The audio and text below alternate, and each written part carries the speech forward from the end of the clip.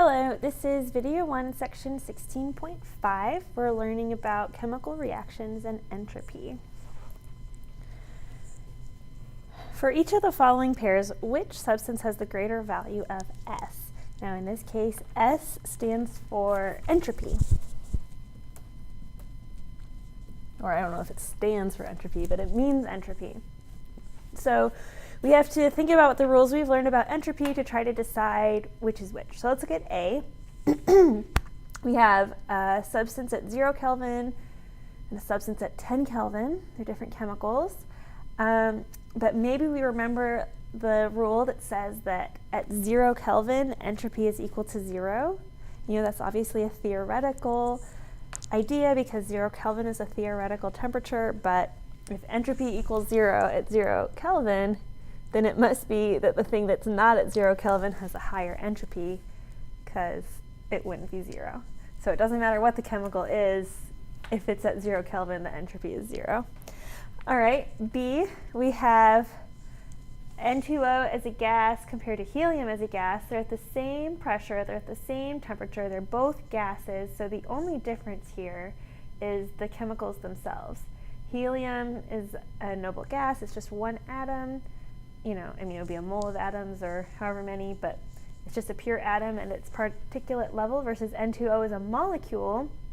And when it comes to, you know, the different positions possible, if you have a more complicated substance, it's going to have more positions possible than just an atom. So N2O has more entropy because it's a more complicated molecule than just helium, which is just a plain atom. All right, last one, C. We've got water as a solid compared to water as a liquid. As a liquid, they're both at 0 degrees, which is the temperature at which solid and liquid can both exist for water, because it's the melting point. So maybe we remember, all other things being equal, liquids have more positional probability than solids. There's just more positions that all the molecules can be in the liquid phase compared to the solid phase. So that's why liquid has more options, so it has more entropy. All right, calculate delta S standard, or the change in the standard enthalpy change for this reaction using this table. All right, so when we have standard values, it doesn't matter if it's delta S or delta H or delta G. We can always do the the products minus reactants. We can always do products minus reactants to get the thermodynamic constant, because they're state functions. It doesn't matter which order you go. So products minus reactants.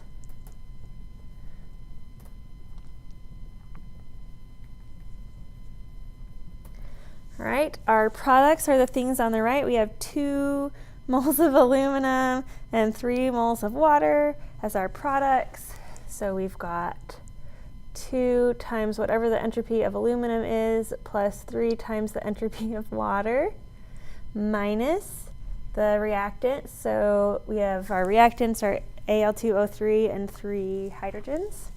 So we have 1 Al2O3 and 3 hydrogen molecules, 3 moles of hydrogen.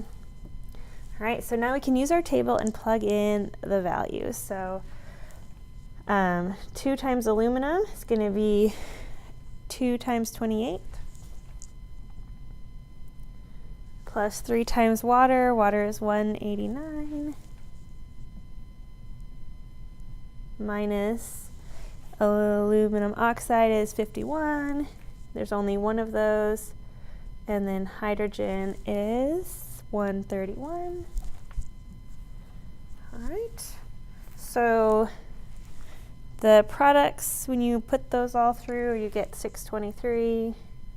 Then the reactants all multiply and add up to 444. So 623 minus 444 gives us 179.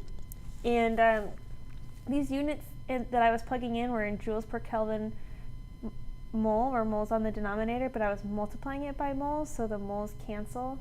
So it's just joules per Kelvin now.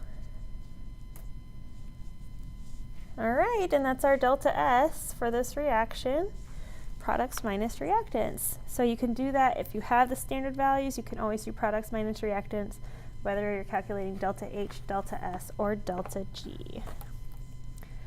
All right, this one says predict the sign of delta S and then calculate delta S for each of the following reactions. All right, so let's look at this one. We've got two gases reacting to form a solid and a gas. The best way to predict the entropy change is to count moles of gas on each side and see if it increases or decreases. So on the left side, I've got 2 plus 1 moles of gas. I have the 2 H2S plus the SO2, so I have 3 moles of gas turning to, then this is a solid, so I only have 2 moles of gas on the right. So since the moles of gas is decreasing during this reaction, that means it's most likely that our entropy is decreasing. So my prediction is that delta S is negative. The entropy is decreasing during this process. And then the way that I would find delta S is just with products minus reactants. So it's going to be my products 3 times sulfur in its rhombic form plus 2 times water gas.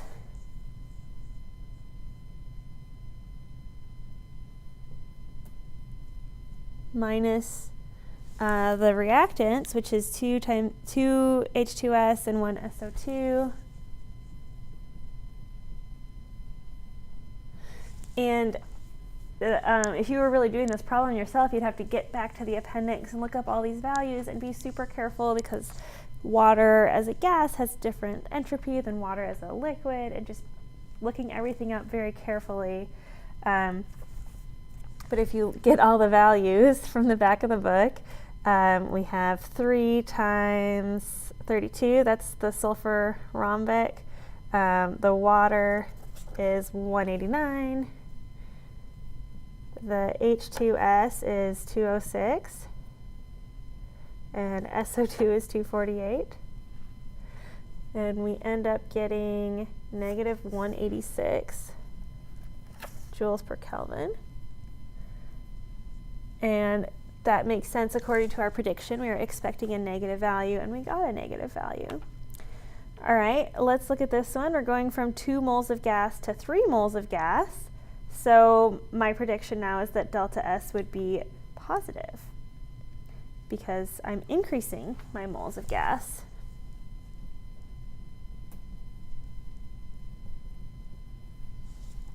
All right. So then our delta S is going to be our products minus reactants again. So it's going to be 2 times SO2 plus O2 minus our reactants was SO3. There's 2 of them. And then you just have to go to the back of the book and look all those up, but I did that already. SO2 is 248. O2 is 205. And SO3 is 257.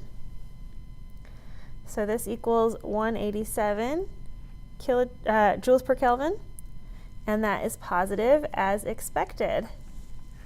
All right, here in this one, we're going from, so this is a solid, so this doesn't count towards our entropy gas. We have 3 moles of gas at the start, and then another solid that doesn't count, so just 3 moles of gas at the end. So 3 moles of gas before, 3 moles of gas at the end.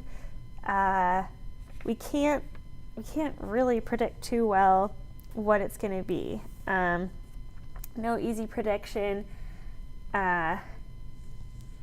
Yeah, you just can't really tell.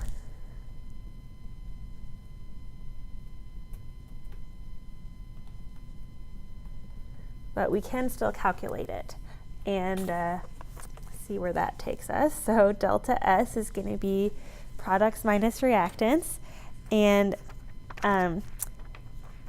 we have our iron and our water, so it's going to be 2 times iron plus 3 times water minus our reactants, our iron oxide, and 3 hydrogens.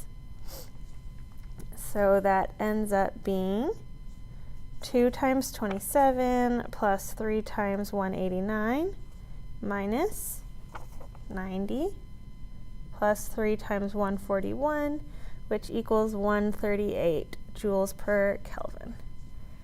That is the answer.